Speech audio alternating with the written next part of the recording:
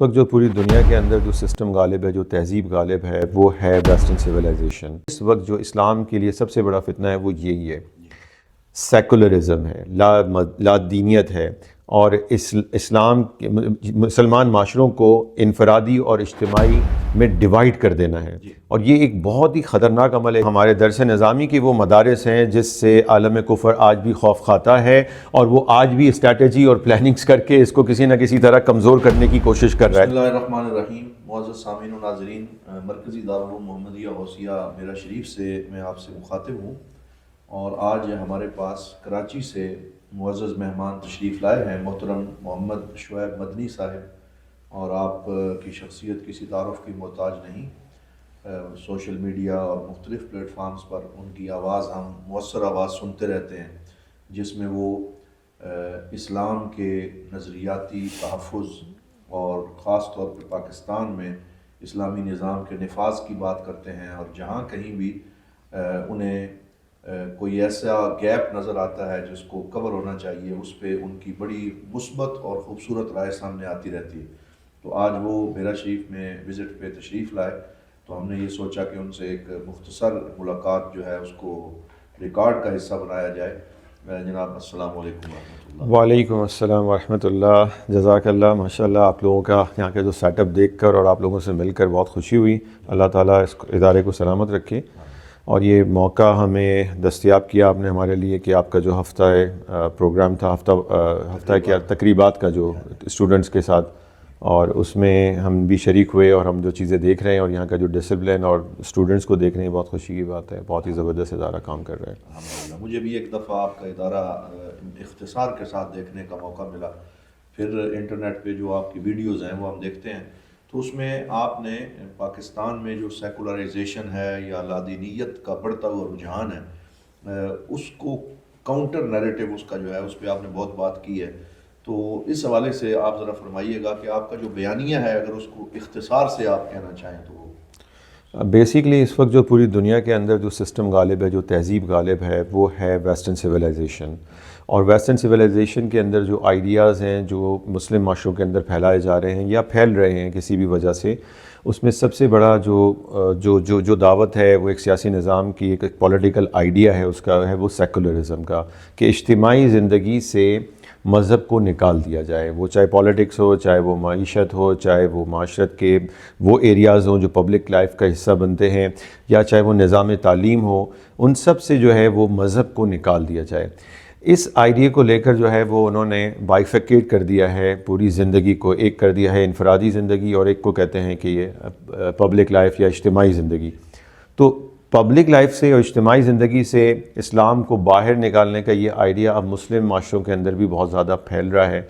اور میں یہ سمجھتا ہوں کہ جیسے پہلے فتنے ہوا کرتے تھے اکبر کے زمانے میں، جو آپ کو پتہ ہے دین الہی کا فتنہ تھا، تو اس وقت کے حساب سے مجدد الفسانی رحمۃ اللہ تعالیٰ علیہ نے اس کو کاؤنٹر کیا، اور ان کے خلفاء نے مل کر ایک پوری تحریک چلائی اور اس فتنے کا مقابلہ کیا۔ اسی طرح سے میں سمجھتا ہوں اس وقت جو اسلام کے لیے سب سے بڑا فتنہ ہے وہ یہی ہے، سیکولرزم ہے، لا دینیت ہے، اور اسلام مسلمان معاشروں کو انفرادی اور اجتماعی میں ڈیوائیڈ کر دینا ہے، اور یہ ایک بہت ہی خطرناک عمل ہے، کیونکہ اگر آپ اجتماعی زندگی سے دین کو نکالیں گے تو آپ کی انفرادی عبادات اور انفرادی زندگی بھی متاثر ہوئے بغیر نہیں رہ سکتی ہے۔ تو اسے میرا خیال ہے کہ علماء کو بھی سمجھنا چاہیے، عوام کو بھی سمجھنا چاہیے، اہل علم کو سمجھنا چاہیے، اور اس کے مقابلے کے لیے تیاری کرنی چاہیے، کیونکہ اگر ہم اسے نہیں روکیں گے تو یہ ہمارے پورے کی پورے دین کی بنیاد کو ہی ڈھا دے گا۔ اس سلسلے میں ایک چیز مزید اس کا میں چاہوں گا کہ آپ اس پہ تھوڑی وضاحت کریں کہ مدارس میں آپ وزٹ کرتے ہیں، ابھی آپ پنجاب کے دورے پہ ہیں، مختلف مدارس کو آپ دیکھ رہے ہیں، تو اس میں ہمارے ہاں مدارس میں جو علم الکلام پڑھایا جاتا ہے وہ بڑا ایک قدیم طرز کا ہے، کیونکہ اس میں ساری چیزیں تو موجود ہیں، لیکن اس کی زبان جو ہے اور اس کی جو مصطلحات ہیں وہ وہی ہیں جو آج سے 100 سال پہلے کی تھیں۔ تو اب کس چیز کی ضرورت ہے کہ آپ کیا مدارس کے لیے محسوس کرتے ہیں؟ دیکھیں، پہلے جتنے بھی چیزوں کو ہم پڑھ رہے ہیں درس نظامی کے اندر پڑھتے ہیں، جیسے معتزلہ کا فتنہ ہے اسے ہم پڑھتے ہیں، اسے کاؤنٹر کرتے ہیں، اس طرح جتنے بھی ہیں فتنے ہیں جن کے بارے میں ہم جو ہے درس نظامی کے اندر جو علم الکلام ہے اس میں پڑھتے ہیں، اس کے کاؤنٹر آرگیومنٹس کو پڑھتے ہیں، سمجھتے ہیں، وہ سب کے سب انٹرنل تھے، وہ داخلی تھے۔ اس وقت جو عالمی تہذیب ہے، جو غالب تہذیب ہے، وہ ویسٹرن سویلائزیشن ہے. اس کی لینگویج بھی ڈیفرنٹ ہے، وہ ہے انگریزی، جس کے اندر یہ سارا مواد جو ہم تک پہنچ رہا ہے. تو ظاہر سی بات ہے کہ اسے سمجھنا اور اسے جاننا اب بہت زیادہ ضروری ہو گیا ہے، اور اس کے لیے علماء کو کچھ ایکسٹرا کچھ کرنا پڑے گا. یعنی کہ اسے وہ لینگویج سمجھنی پڑے گی، کیونکہ اس کی ٹرمینالوجیز ڈیفرنٹ ہے. پہلے وہ ہمارا انٹرنل میٹر تھا تو وہ ہماری ہی تاریخ کے اندر شامل تھا. اب یہاں پر جو فتنہ آ رہا ہے، جو سویلائزیشن آ رہی ہے، جو آپ سے مقابلہ کرنا چاہتی ہے، اس کی اپنی ایک تاریخ ہے. اس تاریخی پس منظر کو جانے بغیر، ان کی میٹا فزکس کو جانے بغیر، ان کی ٹرمینالوجیز کو جانے بغیر آپ اس کا مقابلہ کیسے کر سکتے ہیں؟ آپ اس کا کاؤنٹر یعنی کہ آرگیومنٹ کیسے پروڈیوس کر سکتے ہیں؟ تو اس لیے میں سمجھتا ہوں کہ اب جو ہے وہ علماء کو ایک نئے علم الکلام کی ضرورت ہے. یعنی وہ علم الکلام تو ہمارے لیے کفایت کرتا ہے، اس کے دلائل اور اس کے اصول تو وہی ہوں گے، لیکن لینگویج کو اب چینج کرنے کی ضرورت ہے تاکہ آرگیومنٹ آسان ہو سکے. اور آج کی جو لنگو ہے، جو ہماری لینگویج ہے، جو ہمارے اسٹوڈنٹس یونیورسٹی کے اندر جو میڈیا کے اوپر سنتے اور دیکھتے ہیں، وہ اس میں بات کر سکیں اور اس میں ان کو جواب دے سکیں. ماشاءاللہ. اس پہ مجھے پتہ چلا ہے کہ آپ نے کوئی لیڈرشپ کورس شروع کرنے جا رہے ہیں، اور اس میں دینی مدارس کے طلباء کو آپ کوئی پڑھائیں گے لیڈرشپ اور اس طرح کی چیزیں. اس کا کرائٹیریا کیا ہوگا؟ اس کی کیا شرائط ہیں؟ ویژن کیا ہے؟ اس پہ تھوڑی بات فرما دیں. دیکھیں، باتیں تو یہ بہت ہوتی تھیں کہ بھائی ہمارے جو درس نظامی کے اسٹوڈنٹ ہیں وہ اس چیز سے واقف نہیں ہیں، انہیں یہ نہیں آتا، انہیں وہ نہیں آتا. یہ لوگ باتیں کرتے ہیں. الحمدللہ یہ کہ جو درس نظامی کے مدارس کام کر رہے ہیں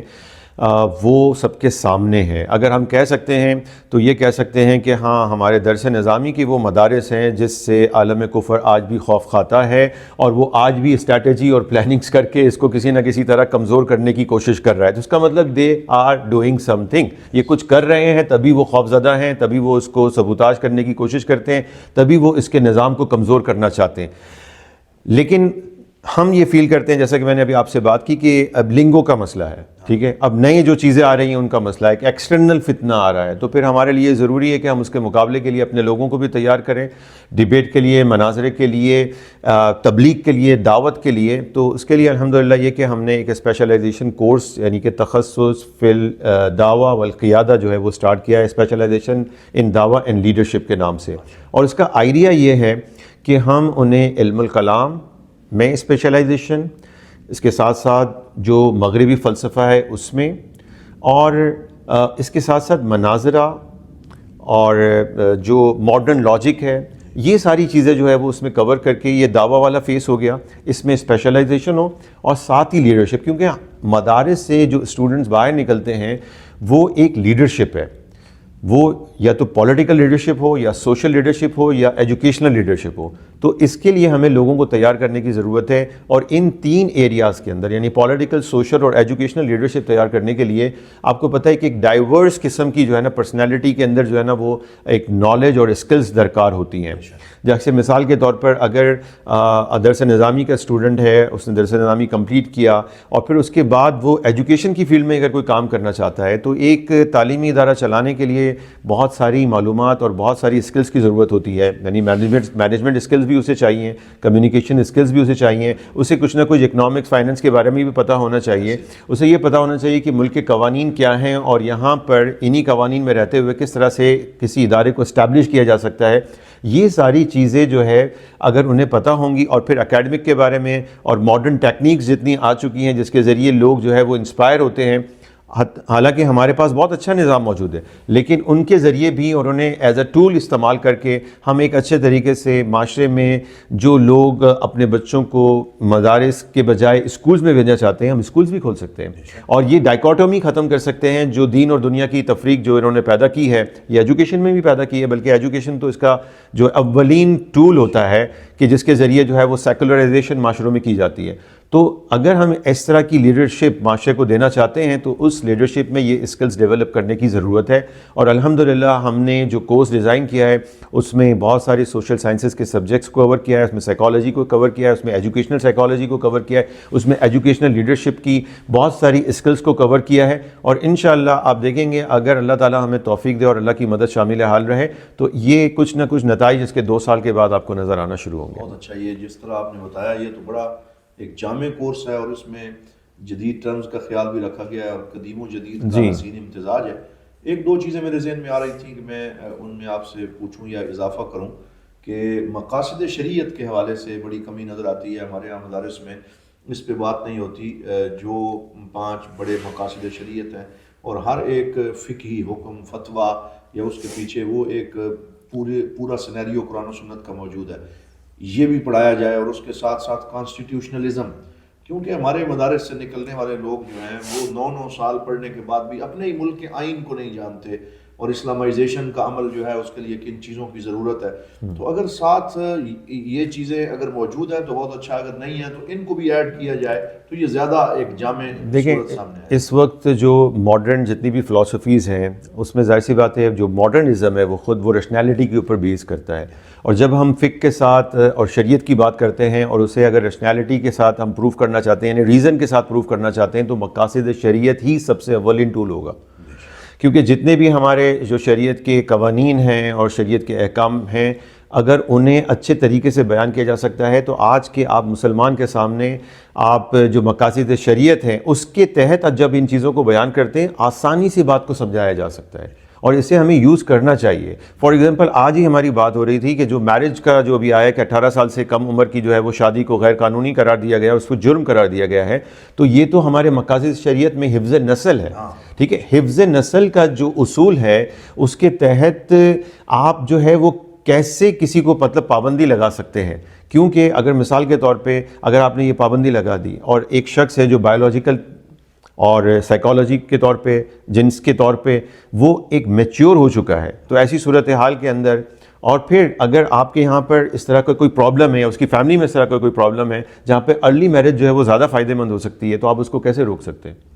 تو اس طرح کی اگر آپ لاجیکل مثالیں اور ریزن کے ساتھ آپ چیزیں بیان کریں تو آسانی سے ہم اپنے نوجوانوں کو، اپنی عوام کو بتا سکتے ہیں کہ شریعت کے قوانین کتنا زیادہ لاجیکل ہوتے ہیں اور اس کے پیچھے کتنے زیادہ حکمتیں پوشیدہ ہوتی ہیں، تو یہ شامل ہے الحمدللہ۔ ایک بات ماشاءاللہ ذہن میں آتی ہے کہ جب مصر ہم پڑھتے تھے تو اس میں میں نے وہاں ایک بڑی خوبصورت چیز دیکھی ہے، اور میں یہ سمجھتا ہوں کہ اللہ کرے وہ ہمارے ہاں بھی اس کا ایک امپیکٹ نظر آئے، کہ وہاں انہوں نے دیکھا کہ طلاق کی ریشو بہت بڑھ رہی ہے، اور جو ایک فیملی یونٹ ہے وہ ڈسپرس ہو رہا ہے، تو اس کے لیے انہوں نے یہ شرط رکھ دی، کیونکہ ان کا دارالافتاء سینٹرلائز ہے اور پورے مصر کا وہ ایک ہی دارالافتاء ہے جس کے حکم کو ہر جگہ مانا جاتا ہے۔ ہمارے ہاں ہر گلی میں ایک نیا دارالافتاء ہے اور ہر دوسرے شہر میں ایک نیا مفتی اعظم ہے، یہ بہت بڑا مسئلہ ہے۔ تو انہوں نے کیا کیا کہ ہر ایک نئے جوڑے کو یہ لازم کر دیا کہ آپ کی شادی ہم تب رجسٹر کریں گے جب آپ 10 دن کا دارالافتاء سے نکاح و طلاق آگاہی کورس لے کے آئیں گے، جس میں آپ یہ پڑھیں گے کہ کیا شریعت ہماری رہنمائی کرتی ہے کہ ازدواجی زندگی کو کیسے بہتر بنایا جا سکتا ہے، تو وہ سرٹیفیکیشن ان کی دارالافتاء سے ہوتی ہے، پھر ان کے نکاح کو رجسٹر کیا جاتا ہے۔ اس طریقے سے انہوں نے طلاق کی بڑھتی ہوئی شرح کو ٹیکل کیا ہے۔ تو ماشاءاللہ جس طرح کی چیزیں آپ لے کے آ رہے ہیں، میں سمجھتا ہوں کہ یہ ان سارے مراحل میں ملک پاکستان میں بہت مدد دے گی انشاءاللہ ان چیزوں کو بہتر بنانے میں۔ انشاءاللہ اللہ تعالیٰ کامیاب فرمائے۔ اور یہ دیکھیں آج بھی ہم جب اس کو ڈسکس کر رہے تھے تو اس میں ہم بھی یہی کہہ رہے تھے کہ اگر یہ جو کچھ یورپ کے اندر ہوا ہے اور جو کچھ مغرب میں ہو رہا ہے اور اس طرح کے قوانین کی وجہ سے جو امپلیکیشنز پیدا ہو رہی ہیں، تو کیا جب کچھ بیڑا غرق ہو جائے گا تو کیا ہم ان کو دیکھ کر ہی نصیحت حاصل نہ کر لیں؟ فار ایگزامپل یہ کہ وہاں پر انڈر ایج شادی کی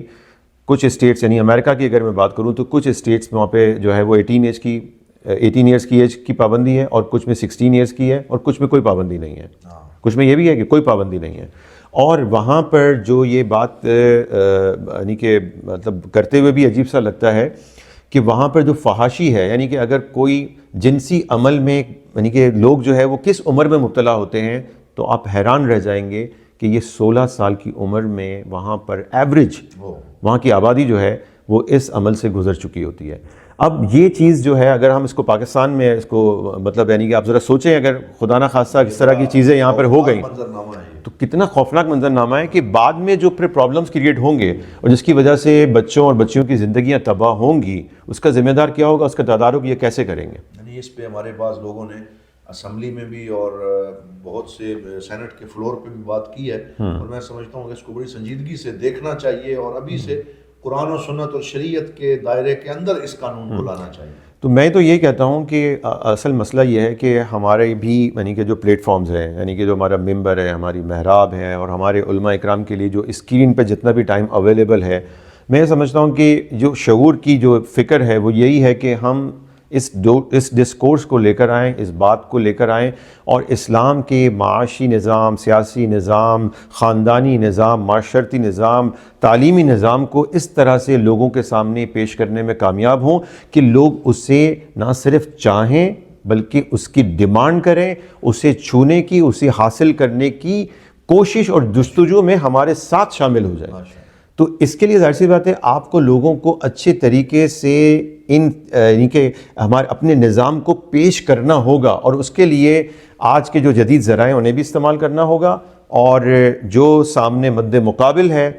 اس کے سامنے کاؤنٹر آرگیومنٹس اور اس کے لیے ایک پاورفل کرٹیک جو ہے وہ تیار کرنی ہوگی، تاکہ لوگوں کے ذہن سے اس کی مروبیت ختم ہو، اور اپنے نظام، اپنے عقیدے، اپنے دین کے بارے میں جو ہے وہ اس کی اہمیت کو سمجھ سکیں، اور اس کی طلب کو جو ہے وہ ظاہر کر سکیں۔ اور وہ جب تک نہیں ہوگی تب تک جو ہے یہ قوانین بھی آ جائیں یا کچھ بھی ہو جائے، معاشرے کے اندر چینج نہیں آ سکے گا۔ اور یہ کام جو ہے نا انشاءاللہ یہ جو اسپیشلائزیشن کا کورس ہے اس کے ذریعے ہماری کوشش یہ ہوگی کہ ایسی اسکلز ڈیولپ کی جائیں اور اس طرح سے اپنے علماء کو ایکیوپ کیا جائے کہ وہ معاشرے کے اندر یہ والا کام کر سکیں جس کے ذریعے معاشرے میں خود اسلامی نظام کی ڈیمانڈ جو ہے وہ پیدا ہونا شروع ہو جائے۔ ماشاءاللہ۔ اس میں آخر میں جو ایک شارٹ میسیج میں آپ سے لینا چاہوں گا اپنے سامعین کے لیے، وہ اس پہ ہے کہ کہا جاتا ہے کہ شور اور شعور میں بڑا باریک فرق ہے،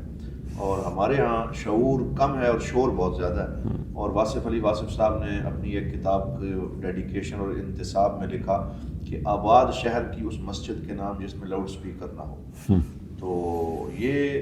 بات ہے کہ ہمارے ہاں شور بہت زیادہ ہے، اور ہمارے اپنے ہی اہل سنت کے اندر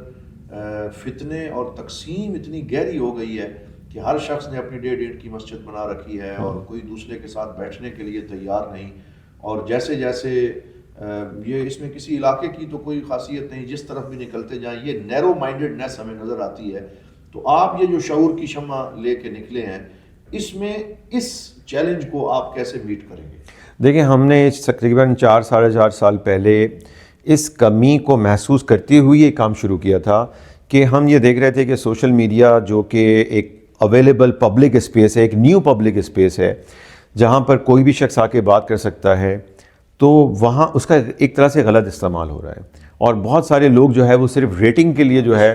وہ مس یوز کر رہے ہوتے ہیں اسے، اور اس کی وجہ سے عوام کے اندر جو ہے وہ ایک مایوسی پیدا ہوتی ہے، اور عوام کے اندر ایک تنفر پیدا ہو رہا ہے، اور لوگ جو ہے وہ نہیں سننا چاہتے ان چیزوں کو، لیکن یہ کہ انہیں وہی چیزیں سنائی جا رہی ہیں۔ تو اس وجہ سے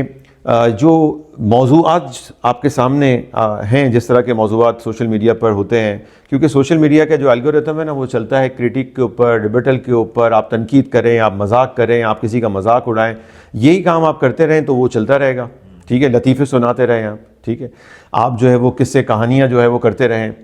تو یہ چیزیں چلتی رہیں گی، یا پھر آپ جو ہے وہ کسی کی ٹرولنگ کرتے رہیں، ٹھیک ہے۔ تو بہت ہی افسوس کے ساتھ کہ جو ہے مذہبی حلیے کے اندر بھی لوگ بیٹھ کر جو ہے وہ یہ کام کر رہے ہوتے ہیں، اور جس کی وجہ سے ایک نفرت کا ایلیمنٹ جو ہے نا وہ لوگوں کے اندر پیدا ہوتا ہے کہ یار یہ مولوی کس طرح کی باتیں کرتے ہیں، تو کیوں نہیں ہم سنجیدہ بات کر سکتے؟ تو بہت سارے موضوعات ہیں، اور شعور نے جو کام شروع کیا ہے وہ اسی لیے شروع کیا ہے کہ ہم اس ڈسکورس کو چینج کریں، ہم نئے موضوعات کو لے کر آئیں، ان موضوعات کو لے کے آئیں جو آج کے زندہ مسائل ہیں۔ ہمیں ان مردہ قبروں کو اکھاڑنے کی ضرورت نہیں ہے، اس کو چھوڑ دیں۔ اب ہم زندہ مسائل پہ بات کریں، آج جو یوتھ کے مسائل ہیں ان پہ بات کریں، جو پولیٹیکل ایشوز ہیں ان پہ بات کریں، جو سوشل ایشوز ہیں ان کے اوپر بات کریں، ہم کوئی وزڈم کی بات کریں۔ یہ کیا ہم نے جو ہے نا آپس کے اندر لڑنے جھگڑنے کے معاملات کو جو ہے نا بس موضوع بنا لیا، اور یہی ہمارا جو ہے نا ٹاپک چلتا رہتا ہے۔ تو اسی لیے شعور نے یہ کام سٹارٹ کیا، اور الحمدللہ اس کا تھوڑا بہت امپیکٹ نظر بھی آ رہا ہے۔ آپ دیکھیں کہ لوگوں کو ہم نے دیکھا، اور ہمیں خوشی ہوتی ہے کہ بہت سارے لوگ جو ہے نا اب وہ ڈیفرنٹ موضوع پہ بات کر رہے ہیں، وہ ایک نئی چیزوں پہ بات کر رہے ہوتے ہیں، وہ سوشل ایشوز کے اوپر اب بات کرنا شروع ہو گئے ہیں، وہ پولیٹیکل جو پرابلمز ہیں پاکستان کے اندر آ رہی ہیں یا جو غیر شرعی قوانین آتے ہیں اب اس کے اوپر بھی وہ بات کرتے ہیں، تو ظاہر سی بات ہے وہ اس کو پڑھ بھی رہے ہیں، اس کو سمجھ بھی رہے ہیں، تو ایک اچھا چینج آئے گا انشاءاللہ تبارک و تعالیٰ، اگر آپ جیسے جو سنجیدہ علمی ادارے ہیں وہ بھی اس کا حصہ بنتے ہیں اور بن رہے ہیں۔ ماشاءاللہ آپ کا ادارہ تو ایک سنجیدہ ادارہ ہے، تو انشاءاللہ تبارک و تعالیٰ ایک چینج ضرور آئے گا، ہمیں نا امید نہیں ہونا چاہیے. آپ کا بہت شکریہ، جزاک بڑا آپ نے وقت دیا اور بہت خوبصورت گفتگو فرمائی. ہم دعا گو ہیں کہ اس ادارے کو اللہ تعالیٰ مزید ترقی عطا فرمائے اور آپ کا یہ علمی شعوری سفر آگے بڑھتا رہے. السلام علیکم ورحمۃ اللہ وبرکاتہ. جزاک اللہ.